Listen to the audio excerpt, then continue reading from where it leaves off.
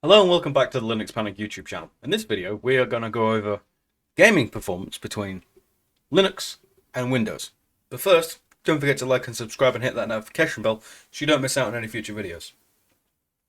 So you're probably wondering, Nick, why are we comparing gaming performance between Linux and Windows? Surely Windows is better, right? Well, no, wrong. You're wrong. I have no regrets in saying you're wrong. So what we're going to do here is we're going to compare the performance between two well-known games. We're going to compare the performance between Grand Theft Auto 5 and Hitman 3.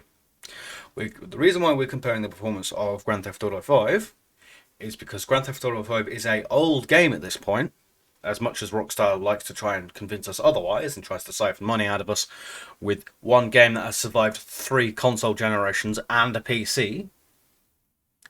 Normally in Rockstar's previous record, it was 3 games per generation, not 3 generations per game. Come on, Rockstar, you've already made all your money back. Anyway, so we're comparing Grand Theft Auto 5 on maximum settings and on the lowest settings on Windows and Manjaro. The reason why I'm using Manjaro is because that is the operating system that I have, and it's the one I already have everything set up on. So it just makes sense. And also Manjaro is a very popular operating system. It's my Linux variation of choice, personally. So we'll be comparing the Grand Theft Auto 5 settings on low and high, and on Windows and Linux. So, as we can see here on the graph, we have a Grand Theft Auto 5 FPS for Windows. Now, it's kind of interesting here. So, let me just go get my bar graphs. So, for Grand Theft Auto 5 on Windows, the lowest FPS on the low settings is 6 FPS somehow, and averages around about 167 FPS with a peak of 254. Now, I couldn't get the paragraph to do anything more granular than this. It's just how it is. But you'd think with Windows it would perform better and it would have better averages. Well, that's wrong. Now, with the high settings, as we can see here, this blue bar is barely even visible at all. That is a low FPS of 3. That was the lowest. So we're getting into seconds per frame territory here with an FPS of 3 and with an average FPS of 31. Now this is with the settings absolutely cranked up to the highest. So that's the settings at the maximum, including motion blur, because I need to test all the settings. This was everything cranked up with VSync off, so it could perform at its greatest. And so reasonably, you'd think GTA 5 would perform better. Now, if we come here, you'd be a bit surprised. Now, when it comes to testing on Linux, the lowest for GTA 5 on the low settings was 92 FPS. So we go from absolute Windows absolutely getting its ass handed to it, handed to itself, and it's just massively better. Now, how I'm testing this is I was using Steam I was using GTA 5 through Proton on Steam for Manjaro, and I was using GTA 5 through Steam on Windows. Now, both were fresh installs, so they were as good as I could get them. But as we can see here, the 92 FPS for the low settings on the lowest absolutely hands Windows its ass, with no hesitation at all. Why would that be? There is no reason for it. But there we go.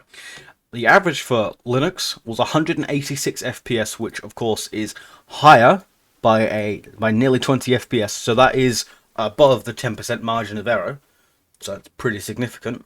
And the highs is where Linux loses, at a high of 212 FPS compared to 254 on Windows. Now, this is only the low settings. As you can see here, this looks significantly smaller, but it's more stepped, which looks better. I like how this stepping looks. Now, when we come to testing GTA 5 on high settings, the lowest FPS we got was 19 here. We had an average of 24, and a high of 33. Now, that does not outperform Windows when it comes to the maximum settings. But if you're running a game at maximum settings, we have to assume you either have an absolutely whacking great graphics card, or you're just wanting to try and see how hard you can push it. So this is a fairly representative graph of what you can expect. Grand Theft Auto, considering how old it is, running on DirectX 11, and it still runs perfectly fine. And it runs better on Steam on Manjaro, which is a surprise, because you think it's a game designed for Windows, and Rockstar have no interest on running anything for GTA 5 on Linux. But here we are. It's performing much better. The second game we will be comparing today is Hitman 3.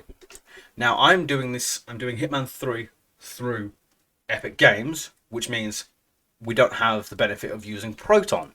We only have the benefit of using Lutris, which is more wine based, instead of through Proton, which has had the Steam special sauce sprinkled into wine. So we go back to here, we compare the performance of Hitman 3. So if we have a look at the bars here, we have we'll be testing Hitman 3 on the low settings on the Dartmoor benchmark scene.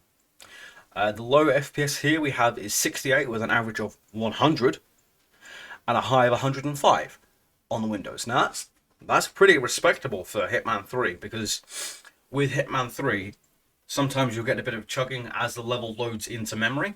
That is just how the game's made. Sometimes it can cause a bit of chugging as it loads the level in. But in this case, no issues at all. Just loaded straight in. Worked amazingly fine. Now we compare it to the high settings. The maximum settings we have for Hitman 3 would be 25 FPS at the low. We have 43 average and a 71 FPS high. Now that's, again, still pretty respectable, considering everything is cranked to the maximum.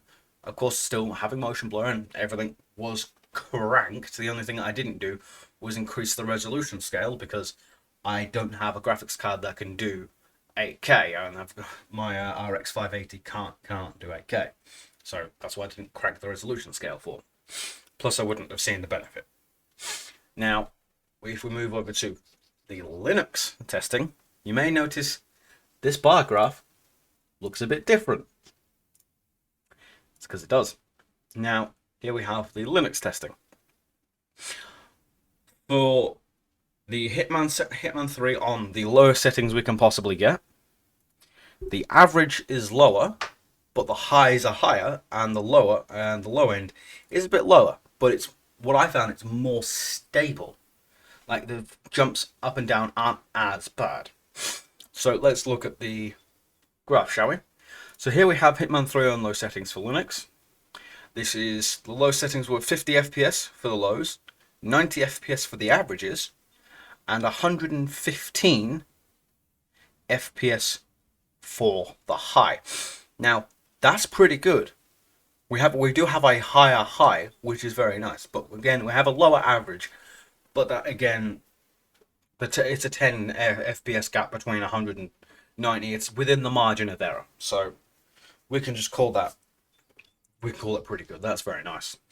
Now looking at the high settings for Hitman 3 on Linux, we have for the lows we have 29 FPS with an average of 56, so that's pretty good, and we have a high of 72. So we're looking at here Hitman 3 on the highest settings we can give it, beating out Windows by a small margin. Now this is all within margin of error, but Hitman 3 is outperforming Linux, is outperforming Windows, and that, if you ask me, is pretty damn good.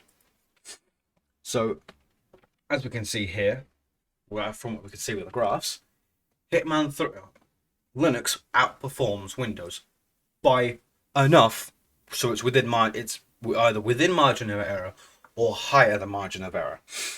Now, the hardware I was testing on was a Ryzen 5 3600 clocked at 4 GHz with 16 gigs of RAM and I have a RX 580, which is a 4 gigabyte graphics card with 4 gigabytes of VRAM on this graphics card. Now, this is sort of mid-range hardware you can expect. It performs well. It's not unreasonable in this current market of trying to buy a graphics card, which is literally impossible because chip shortage. But these are the results I found. Linux outperforms Windows by a noticeable margin, and it is a surprise. Now, GTA 5 cannot be really relied upon for benchmarking because the benchmarking scene changes enough every time to cause a fluctuation in the FPS.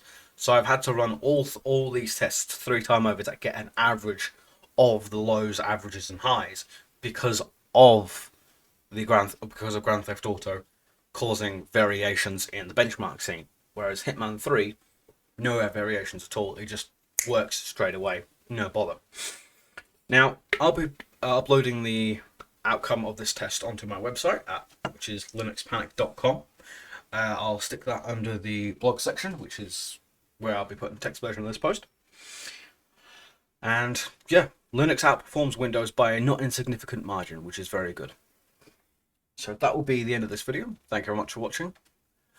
Don't forget to like and subscribe and ring that notification bell so you don't miss any future videos. I'd like to thank my patrons, Raining Hazmat and Ashley, for being subscribed over at Patreon, where if you subscribe for $1 a month, you get early access to videos. And there'll be more content coming soon. Anyway, I'd like to thank you very much for watching. I have been me, you have been amazing, and I hope you have a good rest of your day. Goodbye.